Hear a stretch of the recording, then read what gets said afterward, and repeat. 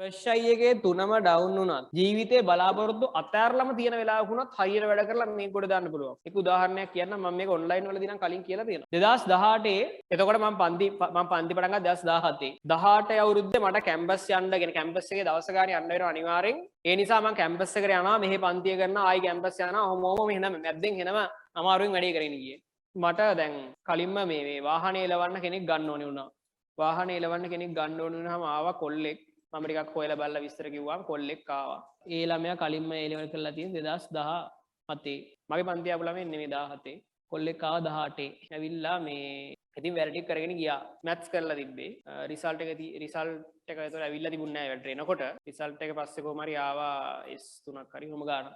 ඒ වගේ ආසන එකක් ෆේල් හරි ඔහොම එකක්. එතකොට මේ ඇවිල්ලා දැන් මේ පන්ති වල එතකොට පන්ති වල ළමයි ගොඩාක් නැහැ. ළමයි සාමාන්‍යයෙන් 30ක් 40ක් කොහොම ඉන්නේ. එතකොට දැන් එතකොට මම මේ වගේ අපිට ලොකු කණ්ඩායමක් හිටියේ නෑ ඉන්ස්ට්‍රක්ටිං ගන්න දෙන්නයි හිටියේ. දැන් අපිට ඔක්කොම 40ක් විතර ඉන්නවා ඔක්කොම. ඉන්ස්ට්‍රක්ටිං විතර නෙමෙයි ඔක්කොම කණ්ඩායම. එතකොට ඒ ඇරුණාම අනිත් වැඩ ටික ඔක්කොම කරේ කියන්නේ කැමරාව ඕනෙත් නෑ, නිදි ප්‍රොජෙක්ටර් ඕනෙත් නෑ. සාමාන්‍යයෙන් ඔය කියන කැම්පස් යන එක අරවා මේවා ඔක්කොම ටික මේ කරේ ඒ ළමයා. ඒ කියන්නේ ඒ ඩ්‍රයිවිං වැඩේ ඔක්කොම ටික කරේ ඒ ළමයා. හරිද? ඉතින් මාත් හැමදාම කැම්පස් එකට යනවා. මගෙන් ඉල්ලගත්තා මේ මගේ ළඟ තිබ්බ මේ මොරටුව බෑන්ඩ් එකක්. අර එකක් නෙමෙයි ඉතින් ගොඩක් තිබ්බ. ඉතින් එකක් මම හැම වෙලාවෙම පාවිච්චි කරන එකක් තිබ්බා. ඒක එයාට දෙන්න පුළුවන්ද කියලා මම කොහේ යාට දුන්නා ඒක. ඊට පස්සේ දැන් පන්තියට ඇවිල්ලා අහන් ඉදිද්දි මිනිහාට දැන් මිනිහා වැඩ කරන්න එන්නේ. හරිද?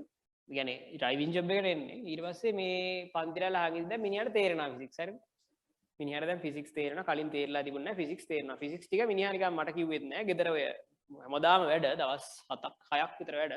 හාස්වරු වල ගෙදර ගිහිල්ලා මේ කොහොම හරි නිකන් ෆිසික්ස් ටිකක් ආයි උඩ නිකන් බලලා දැන් කොහොමත් ආයිෂා එකක් කරන්න හිතාගෙන හිටියේ නැහැ මොකද ආර්ථික ප්‍රශ්න අරවා මේවා නිසා මොකක් හරි කියන්නේ එන එකට යන්න හිටියෙත් නැහැ මොකද එන්නෙත් නැහැ S2ක් වගේ තමයි එන්නේ කියලා දන්නවා ඉතින් ඒ නිසා මේ ජොබ් එක කරන්න තමයි හිටියේ එතකොට මේ ඊට පස්සේ ෆිසික්ස් දැන් මේ ටික තේරෙනවා ඊට පස්සේ ගෙදර ගිහිල්ලා රෑ වරුවල් වල ගෙදර ගිහිල්ලා පොඩ්ඩක් නිකන් ආයි ෆිසික්ස් ටික එහෙම බලලා ගණන් දැන් මෙතන අහන් ඉන්නවා මන් දන්නේ නැහැ ඕක මම රිවිෂන් එක කරන් යනවා මේ ගෙදර ගිහිල්ලා වැඩ කරලා ඔහොම කන්දේ රිසල්ට් ආවා රිසල්ට් ආවම S2යි ගානක් කොහොම එකක් ඊට පස්සේ මට කිව්වා මේ මට දැන් ෆිසික්ස් මං සර් උගන්නපු ටික පළවෙනි ඉඳන් ආගෙන හිටියා මේ මං ගෙදර ගිහිල්ලා නිකන් වැඩත් කරා ටියුටුත් තියෙනවනේ එයා ළඟ ටියුට් ටිකක් තියෙනවා ඒ විදිහට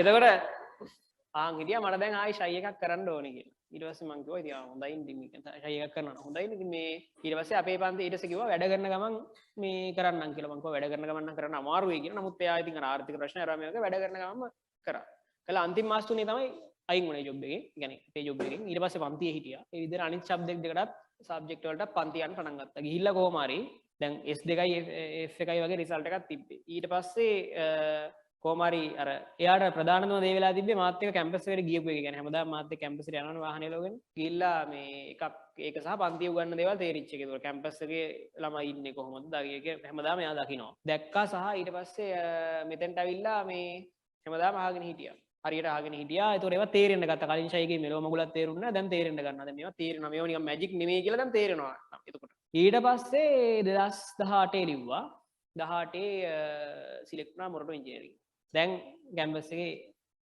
දෙවෙනි අවුරුද්දේ අන්තිම හරිය ඉන්නේ අර බෑන්ඩ් එක තාම දාගෙන ඉන්නවා අතේ යා කියන්නේ මම ඒ කාලේ තිබ්බ බෑන්ඩ් එක මගේ ළඟ තිබිච්ච බෑන්ඩ් එක මේ මගේ මං කැම්පස් එකේදී මට ෆස්ට් එකේදී හම්බෙච්ච බෑන්ඩ් එක. ඒ කියන්නේ බෑන්ඩ් ගොඩාක් හම්බ වෙනවා. ඉතින් අර එකක් හරි ලස්සන එකක් තිබ්බා. ඒක මම හැමදාම දාන් හිටියා. හරිද? එතකොට මේ දැන් එයා තාම එක දාගෙන ඉන්නවා මේ බෑන්ඩ් එක. එතකොට මේ දැන් එයා දැන් දෙවෙනි අවුරුද්ද අන්තිම හරිය ඉන්නේ. මට දැන් වැඩි හම්බෙන්නේ නැහැ. මේ දෙවෙනි අවුරුද්දේ අන්තිම හරිය ඉන්නේ. ඒ වගේ කතන්දර තියෙනවා ගොඩාක්.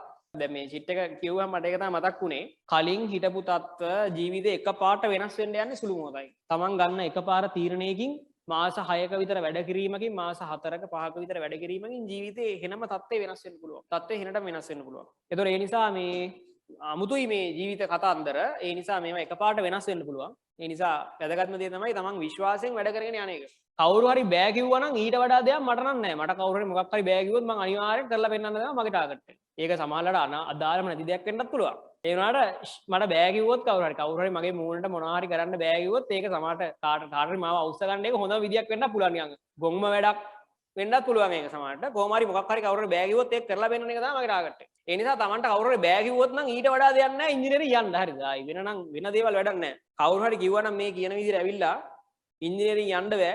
NDT වත් යන්න බැරි වෙයි කියලා නියමයි. ඊට වඩා chance එකක් ආයි වෙන කොහෙවත් නැහැ. ඒක ඇවිල්ලා මාරම මොටිවේෂන් එකක්.